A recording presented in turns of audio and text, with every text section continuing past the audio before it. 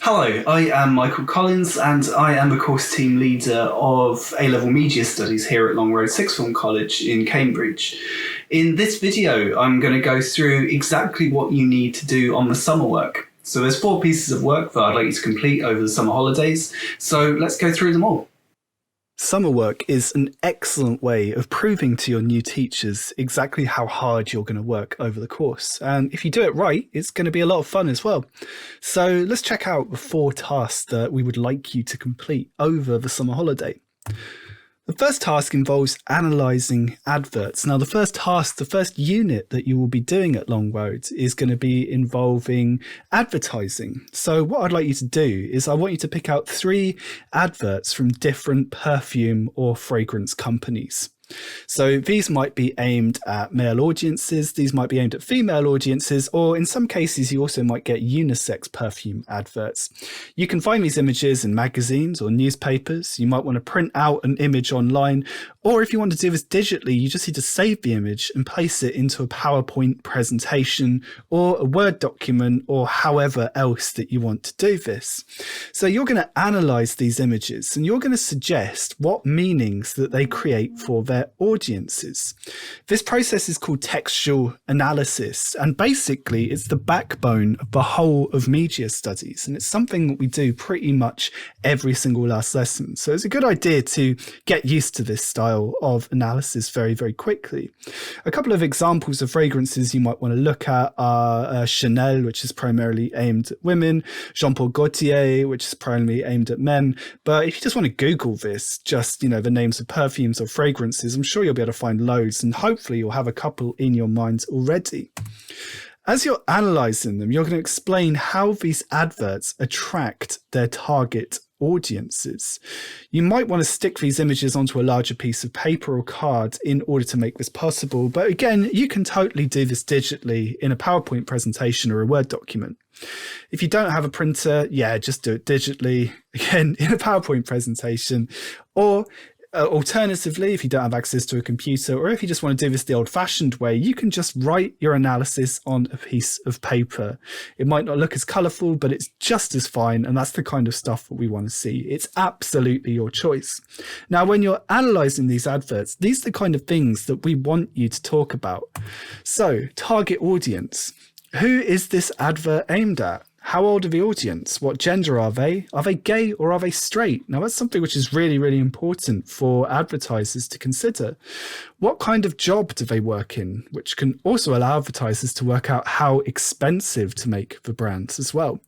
Audience appeal. What specifically might interest the audience or give the audience pleasure? How is the target audience attracted? So if the perfume is aimed at a woman, well then how do you know that this is appealing to a predominantly female audience rather than a stereotypical masculine audience? Lexis is a new media studies term, but all it means is language. Lexis is just what language, in this case, the advert uses. So why has the producer of the advert picked these words in particular? Why is this language being used? Colour is extremely important for advertising. So what colours have been chosen and why? What mood has been created and what atmosphere does the selection of colours create? We also need to consider the unique selling point, or the USP. You can't just say, here's a perfume, it smells nice. You need to basically advertise it, you need to market it, and you need to say that this is different from everything else in the market. So what is the most striking and unique thing about this advert? And what is the thing which makes it different from every other advert? The slogan is also really important. Does the advert use a slogan or a catchphrase? And if it does, then what does it say about the product? And does this tell you anything more about audience appeal? Does this tell you who this advert is targeting specifically?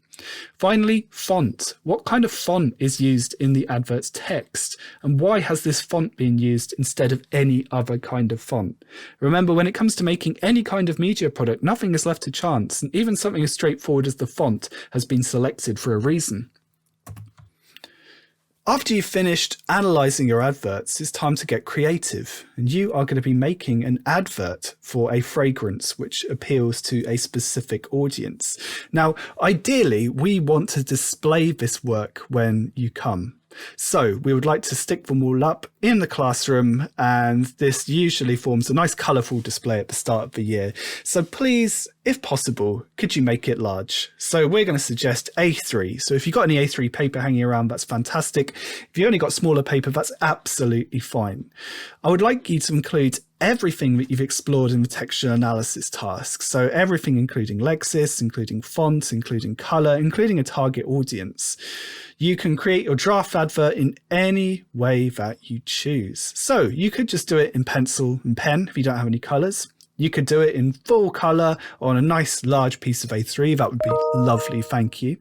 You could create a collage of images which are found in magazines. So that's another thing. If you've got any magazines around the house, why not cut them up? Obviously ask for your parents' permission first. You can also do this digitally if you have the software to do so. So for example, there's Photoshop. If you've got access to that. There's also another program called GIMP, unfortunately named GIMP, which is essentially like a free version of Photoshop. I'll definitely check that one out. However, there's also a program on every Windows computer called MS Paint, which is freely available, and you could absolutely use that as well. You could also use any combination of all these different elements in order to create your advert. Once you've done that, and it's nice and colourful, and you've got something which you'll be proud to have stuck up on the wall at Long Road, it's time to move on to task 3, which is reviewing your favourite media products. So this is a fun one. So what I'd like to do first of all is I'd like to pick any 3 of any of the following forms of media. We've got radio, TV, film, video games, websites, newspapers, adverts, magazines, and or music videos. You've got a lot of freedom in this. If you're particularly into radio, for example, you can pick 3 different radio shows, or maybe you're into video games and films. So you might decide to pick 2 video games and 1 film. It is completely up to you what format you decide to do this in. Now, for each of the films or TV shows or music videos or magazines or adverts or newspapers or websites or radio or TV or films, or I think I said some of them twice, for each of them, I would like you to write a short but informative review of each of these products. So you've got to pick 3 things that you are very, very enthusiastic about. And if you do, it's going to make this task so much easier and probably loads more fun as well. So your reviews should not be any longer than 500 words. I'm not going to get annoyed if you write something which is more than 500 words, but we're looking at about 1,500 words worth of writing in total. If you want to do something slightly different, you could just pick 1, for example, film. Let's just say your favorite film of all time, and you can write a 1,500 word review of this one media product. So that's going to be pretty big. That's going to be at least 3 sides of A4. Once more, it can be absolutely anything. It could be a film or TV show or music video or video game or whatever from any era, from any time. It doesn't have to be popular. It could be very, very new or very, very old. It is totally up to you. Now, what kinds of things should you be talking about in your review? Well, here's a few tips for you. First of all, make sure your response is personal. Talk about how it affects you personally, and also talk about how it affects you emotionally as well. This is really, really important, because otherwise your review might just be a little bit boring if you're just talking about it in an objective and cold way. Talk about how it affects you. Start off by writing a brief paragraph at the start, which gives a bit of contextual information or background information about the product. So if you picked a film, who directed it? What year did it come out in? And what country was it made in? Briefly describe the main plot points. Now, this is if this is appropriate. If you've picked an advert, this is probably not going to be appropriate. But regardless, please don't spoil anything for the audience. I don't want to have a film I haven't seen yet spoiled. Finally, you may wish to make reference to other things that the creator of your products has made. So this might require some research. How does it compare? So again, if you picked a film, what else has the director made? If you picked a music video, well, what other music videos has the musical artist made? Finally, and this is your final task, and this one's a bit of an open-ended task. So once you've done everything else to an excellent level, and that should take you quite a few hours, so don't expect to get this done in one day by any stretch of the imagination, I would like you to check out the A-Level Media Studies blog at lr-media.blogspot.com. So this is the blog that you will be using on a day-to-day basis when you study A-level media studies at Longrose. It covers everything in the course, and there's loads and loads of different resources and different things for you to look at.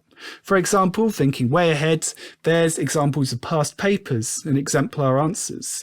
There's explanations of every single last theorist that you're going to be looking at. There's also every single last PowerPoint that you will be looking at over the year. So you can look ahead, or if you miss a lesson for whatever reason, you can also use these to catch up. There are descriptions of everything that we study. There are many, many different revision resources, and there's even a full-length revision guide, which I wrote myself as well, so you can check that out. Probably most excitingly for you guys, I've also finally started making a YouTube channel as well. So you can find this by clicking on the Media Focus link on the blog, and you can start to watch some of my lessons in video format as well, which will give you a really, really good indication of what learning media at Longroad is going to be like. So check this stuff out.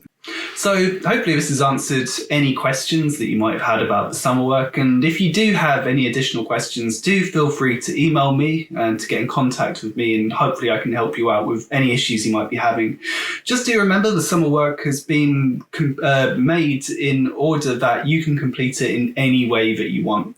So if you see something in the summer work and you think, well, I can't quite do that, I don't have the resources to do that, do remember it's extremely flexible and you can take it on however you want. So please just give it your best, and preferably if you can make something lovely and colourful that we can stick up, that would be absolutely wonderful. Have a wonderful summer, and we can't wait to see you in September.